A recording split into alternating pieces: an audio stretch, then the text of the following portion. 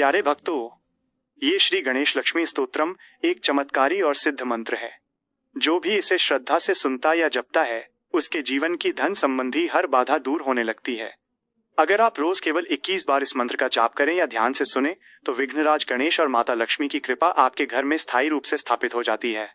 यही कारण है कि यहाँ पर हमने आपके लिए पूरा 21 बार मंत्र जप शामिल किया है। इसे शांत मन से सुनें और अपनी जीवन में समृद्धि का स्वागत करें।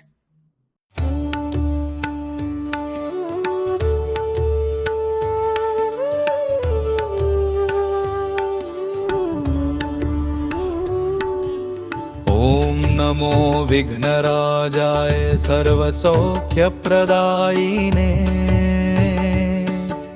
दुष्टारिष्टविनाशाय पराय परमात्मने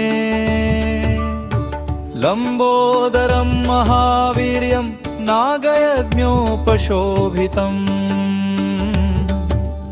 अर्धचन्द्रधरं देवं विघ्नव्यूहविनाशनम्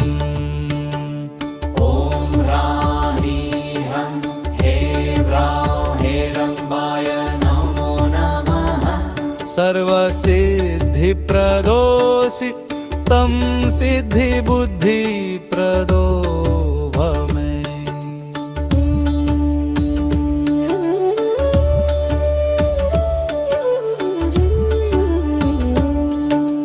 चिन्तितार्थप्रदस्त्वं हि सततं मोदकप्रियः सिन्दूरारुणवस्त्रेश्च पूजितो वरदायकः इदं गणपतिस्तोत्रं यः पठेद भक्तिमान् नरः तस्य देहं च गेहं च स्वयं लक्ष्मीर्न मुञ्चति। ॐ नमो विघ्नराजाय सर्वसौख्यप्रदायिने दुष्टारिष्टविनाशाय पराय परमात्मने लम्बोदरं महावीर्यं नागयज्ञोपशोभितम् अर्धचन्द्रधरं देवं विघ्नव्यूहविनाशनम्।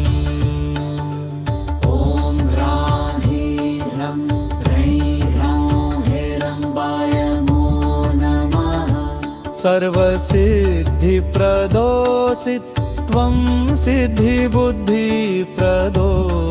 भव।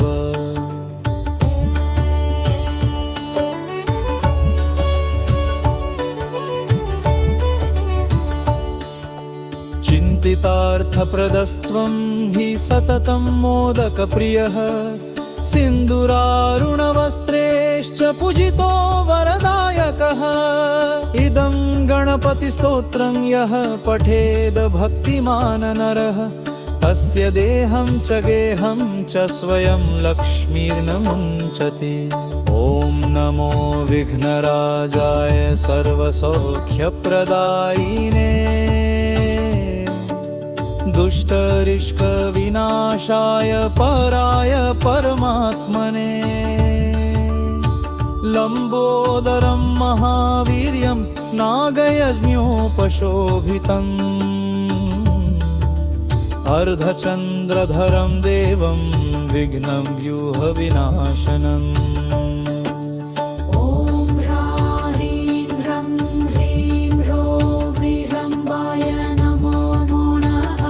सर्वसिद्धिप्रदोऽसि त्वं सिद्धिबुद्धिप्रदो भव।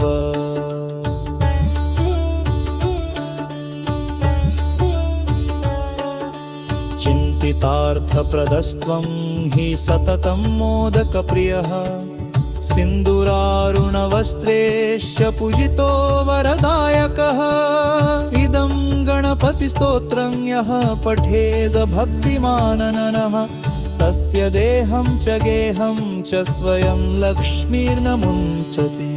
ॐ नमो विघ्नराजाय सर्वसौख्यप्रदायिने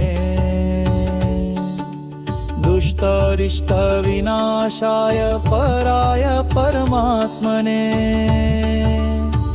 लम्बोदरं महावीर्यं नागयज्ञोपशोभितम् अर्धचन्द्रधरं देवं विघ्नं व्यूहविनाशनम् ॐ ह्रां ह्रीं ह्रं ह्रैं ह्रौं नरम्बाय नमो नमः। सर्वसिद्धिप्रदोऽसि त्वं सिद्धिबुद्धिप्रदो भव।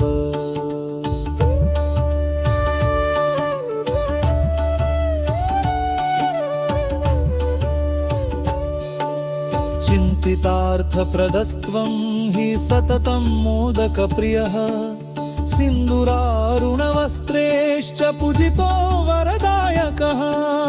इदं गणपतिस्तोत्रं यः पठेद भक्तिमान् नरः तस्य देहं च गेहं च स्वयं लक्ष्मीर्न मुञ्चति। ॐ नमो विघ्नराजाय सर्वसौख्यप्रदायिने दुष्करिष्ठविनाशाय पराय परमात्मने। लम्बोदरं महावीर्यं नागयज्ञोपशोभितम् अर्धचन्द्रधरं देवं विघ्नं व्यूहविनाशनम्।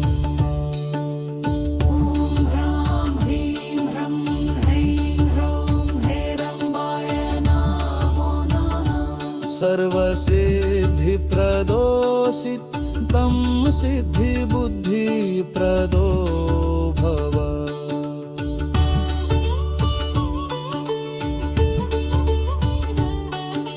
चिन्तितार्थप्रदस्त्वं हि सततं मोदकप्रिया सिन्दूरारुणवस्त्रेश्च पूजितो वरदायकः।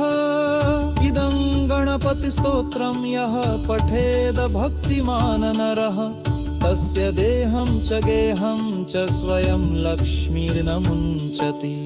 ॐ नमो विघ्नराजाय सर्वसौख्यप्रदायिने दुष्टारिष्टविनाशाय पराय परमात्मने। लम्बोदरं महावीर्यं नागयज्ञोपशोभितम् अर्धचन्द्रधरं देवं विघ्नः व्यूहविनाशनम्। ॐ ह्रां ह्रीं ह्रं ह्रैं ह्रौं ह्रम्बाय नमो नमः। सर्वसिद्धिप्रदोऽसि त्वं सिद्धिबुद्धिप्रदो भव।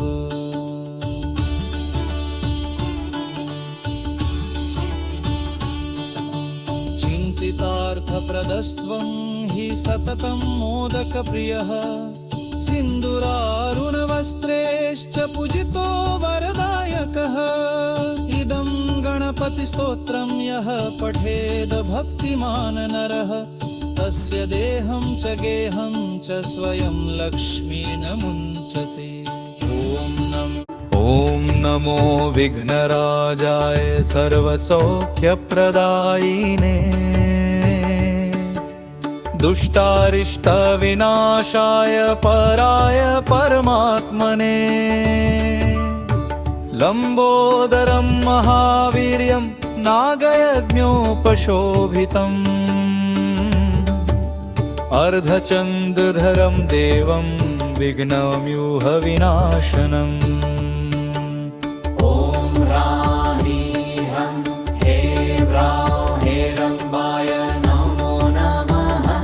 सर्वसिद्धिप्रदोऽसि तं सिद्धिबुद्धिप्रदो भव।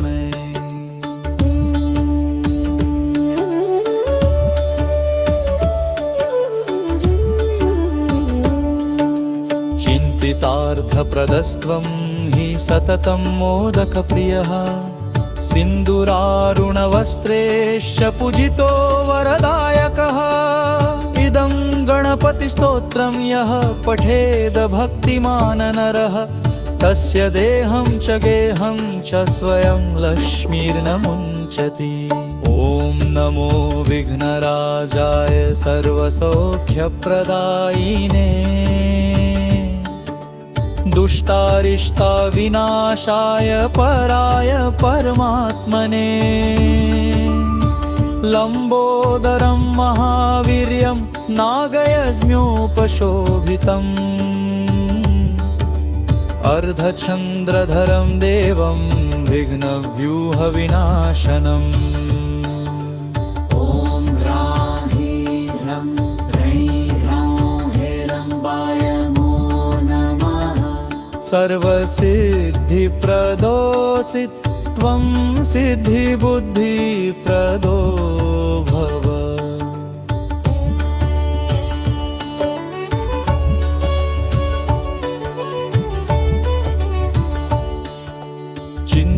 चिन्तितार्थप्रदस्त्वं हि सततं मोदकप्रियः सिन्दूरारुणवस्त्रेश्च पूजितो वरदायकः इदं गणपतिस्तोत्रं यः पठेद भक्तिमान् नरः तस्य देहं च गेहं च स्वयं लक्ष्मीर्न मुञ्चति ॐ नमो विघ्नराजाय सर्वसौख्यप्रदायिने दुष्टरिष्टविनाशाय पराय परमात्मने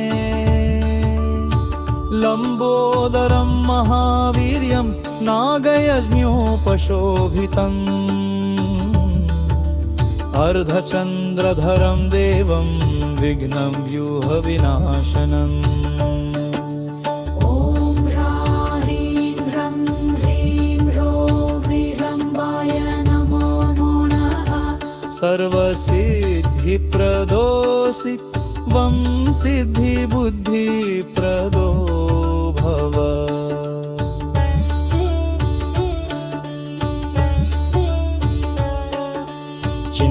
चिन्तितार्थप्रदस्त्वं हि सततं मोदकप्रियः सिन्दूरारुणवस्त्रेश्च पूजितो वरदायकः इदं गणपतिस्तोत्रं यः पठेद भक्तिमान् नरः तस्य देहं च गेहं च स्वयं लक्ष्मीर्न मुञ्चति ॐ नमो विघ्नराजाय सर्वसौख्यप्रदायिने दुष्टरिष्टविनाशाय पराय परमात्मने लंबोदरं महावीर्यं नागयज्ञोपशोभितम् अर्धचन्द्रधरं देवं विघ्नं व्यूहविनाशनम् ॐ ह्रां ह्रीं हेरम्बाय नमो नमः सर्वसिद्धिप्रदोऽसि त्वं सिद्धिबुद्धिप्रदो भव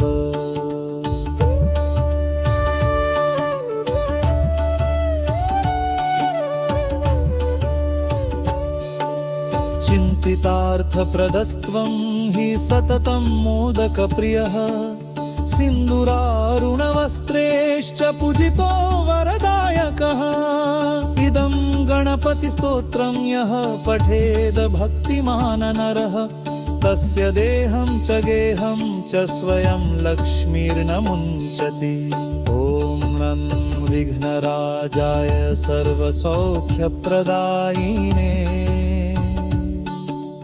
दुष्टरिष्टविनाशाय पराय परमात्मने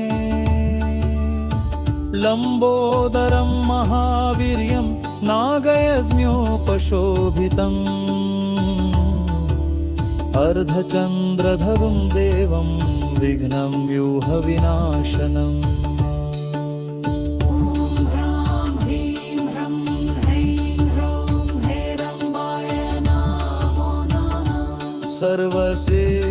सर्वसिद्धिप्रदोऽसि तं सिद्धिबुद्धिप्रदो भव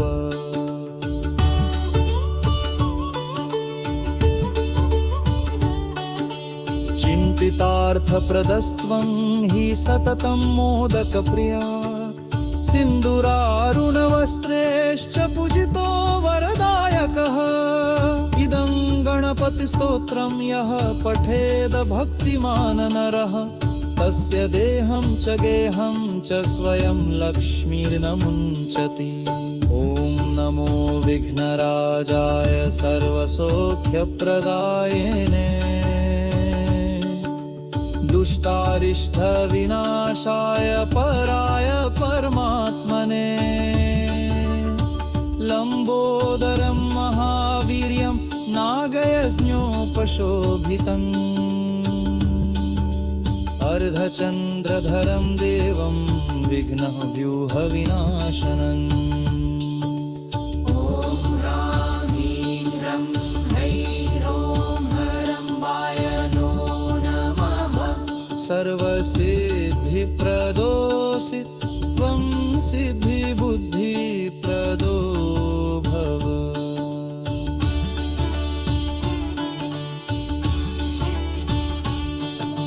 चिन्तितार्थप्रदस्त्वं हि सततं मोदकप्रियः सिन्दूरारुणवस्त्रैश्च पूजितो वरदायकः। इदं गणपतिस्तोत्रं यः पठेद भक्तिमान् नरः तस्य देहं च गेहं च स्वयं लक्ष्मीर्न मुञ्चति। ॐ नमो विघ्नराजाय सर्वसौख्यप्रदायिने दुष्टारिष्टविनाशाय पराय परमात्मने लम्बोदरं महावीर्यं नागयज्ञोपशोभितम् अर्धचन्द्रधरं देवं विघ्नव्यूहविनाशनम्। ॐ ह्रां ह्रीं ह्रं हेरम्बाय नमो नमः। सर्वसिद्धिप्रदोऽसि तं सिद्धिबुद्धिप्रदो भव मे।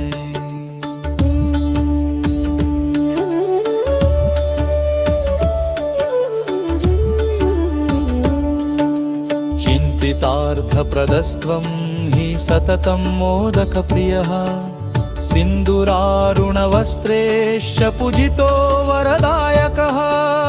इदं गणपतिस्तोत्रं यः पठेद भक्तिमान् नरः तस्य देहं च गेहं च स्वयं लक्ष्मीर्न मुञ्चति।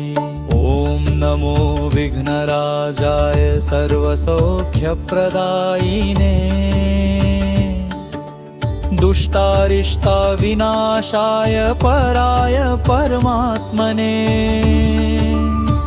लम्बोदरं महावीर्यं नागयज्ञोपशोभितम्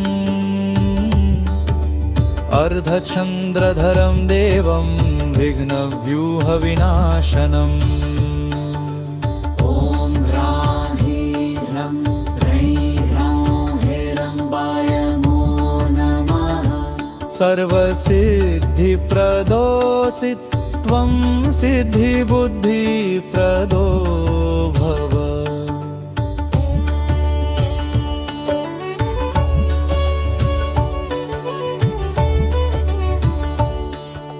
चिन्तितार्थप्रदस्त्वं हि सततं मोदकप्रियः सिन्दूरारुणवस्त्रैश्च पूजितो वरदायकः।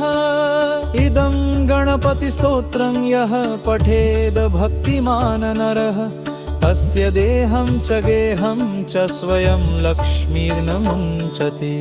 ॐ नमो विघ्नराजाय सर्वसौख्यप्रदायिने दुष्टरिष्टविनाशाय पराय परमात्मने लम्बोदरं महावीर्यं नागयज्ञोपशोभितम्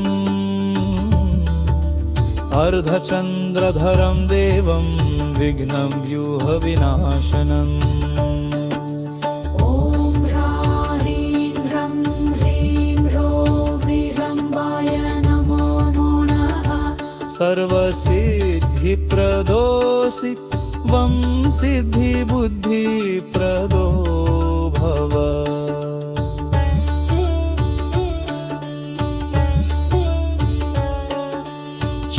चिन्तितार्थप्रदस्त्वं हि सततं मोदकप्रियः सिन्दूरारुणवस्त्रेश्च पूजितो वरदायकः इदं गणपतिस्तोत्रं यः पठेद भक्तिमाननः तस्य देहं च गेहं च स्वयं लक्ष्मीर्न मुञ्चति।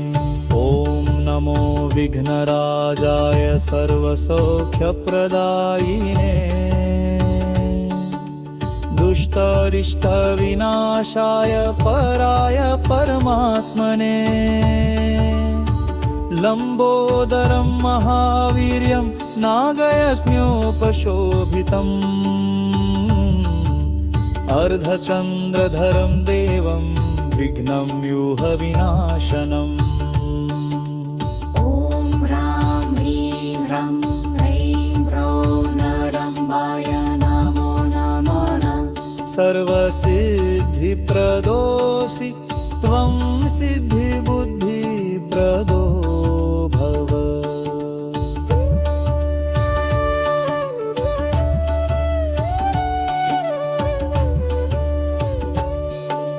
चिन्तितार्थप्रदस्त्वं हि सततं मोदकप्रियः सिन्दूरारुणवस्त्रेश्च पूजितो वरदायकः इदं गणपतिस्तोत्रं यः पठेद भक्तिमान् नरः तस्य देहं च गेहं च स्वयं लक्ष्मीर्न मुञ्चति। ॐ नमो विघ्नराजाय सर्वसौख्यप्रदायिने दुष्टरिष्टविनाशाय पराय परमात्मने लम्बोदरं महावीर्यं नागयज्ञोपशोभितम् अर्धचन्द्रधरं देवं विघ्नं व्यूहविनाशनम्।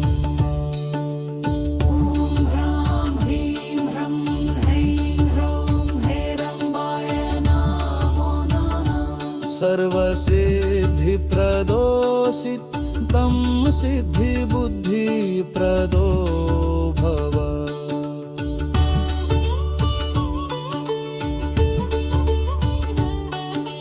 चिन्तितार्थप्रदस्त्वं हि सततं मोदकप्रिया सिन्दूरारुणवस्त्रेश्च पूजितो वरदायकः इदं गणपतिस्तोत्रं यः पठेद भक्तिमान् नरः तस्य देहं च गेहं च स्वयं लक्ष्मीर्न मुञ्चति।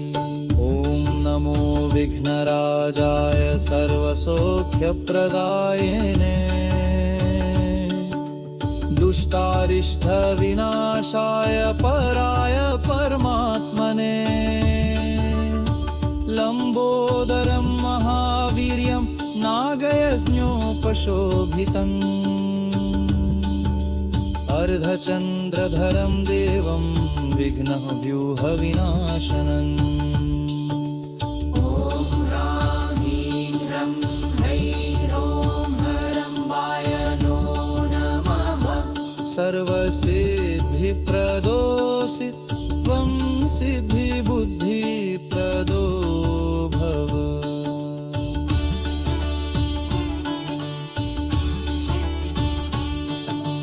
चिन्तितार्थप्रदस्त्वं हि सततं मोदकप्रियः सिन्दूरारुणवस्त्रेश्च पूजितो वरदायकः इदं गणपतिस्तोत्रं यः पठेद भक्तिमान् नरः तस्य देहं च गेहं च स्वयं लक्ष्मीर्न मुञ्चति। ॐ नमो विघ्नराजाय सर्वसौख्यप्रदायिने दुष्टारिष्टविनाशाय पराय परमात्मने लम्बोदरं महावीर्यं नागयज्ञोपशोभितम् अर्धचन्द्रधरं देवं विघ्नव्यूहविनाशनम्। ॐ ह्रां ह्रीं ह्रं ह्रैं ह्रौं हेरम्बाय नमो नमः। सर्वसिद्धिप्रदोऽसि तं सिद्धिबुद्धिप्रदो भव मे।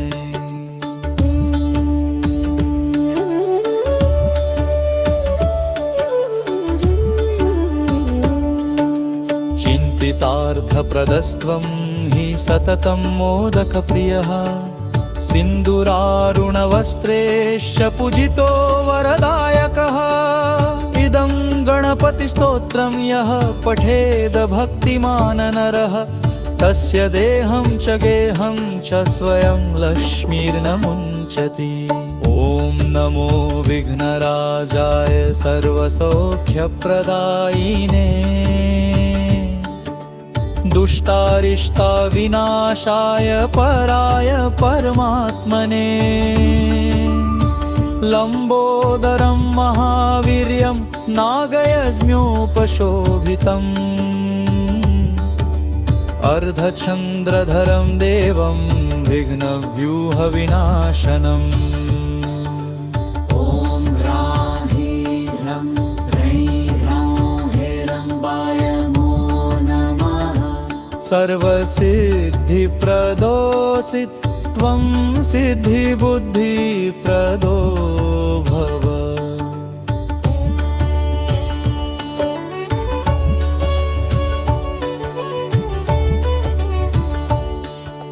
चिन्तितार्थप्रदस्त्वं हि सततं मोदकप्रियः सिन्दूरारुणवस्त्रेश्च पूजितो वरदायकः।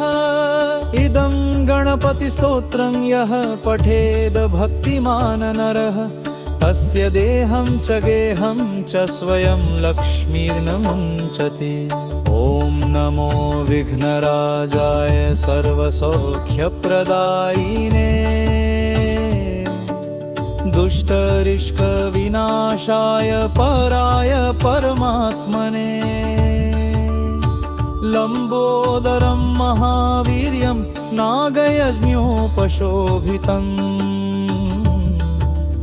अर्धचन्द्रधरं देवं विघ्नं व्यूहविनाशनम्। ॐ ह्रां ह्रीं ह्रौं हेरम्बाय नमो नमः। सर्वसिद्धिप्रदोऽसि त्वं सिद्धिबुद्धिप्रदो भव।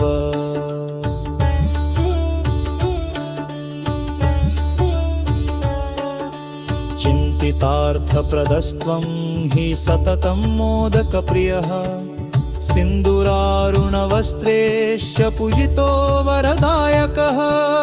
इदं गणपतिस्तोत्रं यः पठेद भक्तिमान् नरः तस्य देहं च गेहं च स्वयं लक्ष्मीर्न मुञ्चति। ॐ नमो विघ्नराजाय सर्वसौख्यप्रदायिने दुष्टारिष्टविनाशाय पराय परमात्मने। लम्बोदरं महावीर्यं नागयज्ञोपशोभितम् अर्धचन्द्रधरं देवं विघ्नं व्यूहविनाशनम्।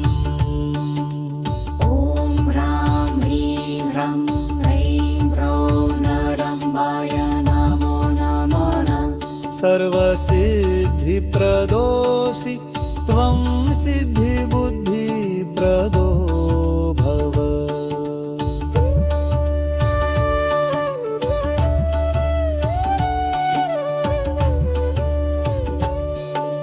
चिन्तितार्थप्रदस्त्वं हि सततं मोदकप्रियः सिन्दूरारुणवस्त्रेश्च पूजितो वरदायकः। इदं गणपतिस्तोत्रं यः पठेद भक्तिमान् नरः तस्य देहं च गेहं च स्वयं लक्ष्मीर्न मुञ्चति। ॐ नमो विघ्नराजाय सर्वसौख्यप्रदायिने दुष्टरिष्टविनाशाय पराय परमात्मने।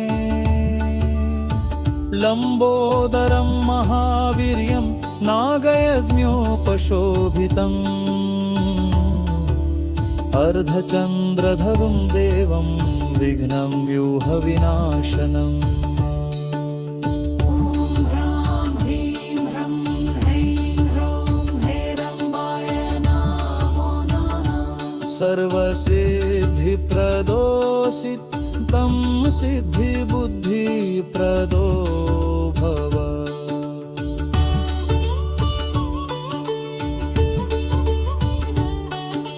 चिन्तितार्थप्रदस्त्वं हि सततं मोदकप्रिया सिन्दूरारुणवस्त्रेश्च पूजितो वरदायकः। इदं गणपतिस्तोत्रं यः पठेद भक्तिमान् नरः तस्य देहं च गेहं च स्वयं लक्ष्मीर्न मुञ्चति। ॐ नमो विघ्नराजाय सर्वसौख्यप्रदायिने दुष्टारिष्टविनाशाय पराय परमात्मने। लम्बोदरं महावीर्यं नागयज्ञोपशोभितम् अर्धचन्द्रधरं देवं विघ्नव्यूहविनाशनम्। ॐ ह्रां ह्रीं ह्रं ह्रैं ह्रौं हरम्बाय नमो नमः। सर्वसिद्धिप्रदोषि त्वं सिद्धिबुद्धिप्रदो भव।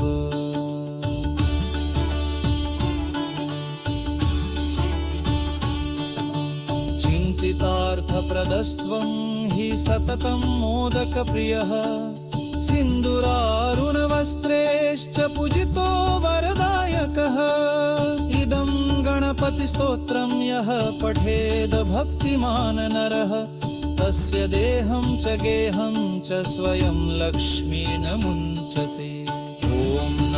ॐ नमो विघ्नराजाय सर्वसौख्यप्रदायिने दुष्टारिष्टविनाशाय पराय परमात्मने। लम्बोदरं महावीर्यं नागयज्ञोपशोभितम् अर्धचन्द्रधरं देवं विघ्नव्यूहविनाशनम्। ॐ ह्रां ह्रीं ह्रं ह्रैं ह्रौं हेरम्बाय नमो नमः। सर्वसिद्धिप्रदोषि तं सिद्धिबुद्धिप्रदो भव मे।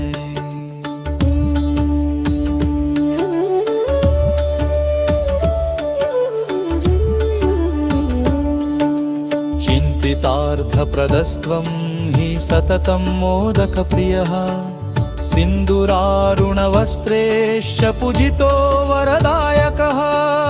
इदं गणपतिस्तोत्रं यः पठेद भक्तिमान् नरः तस्य देहं च गेहं च स्वयं लक्ष्मीर्न मुञ्चति।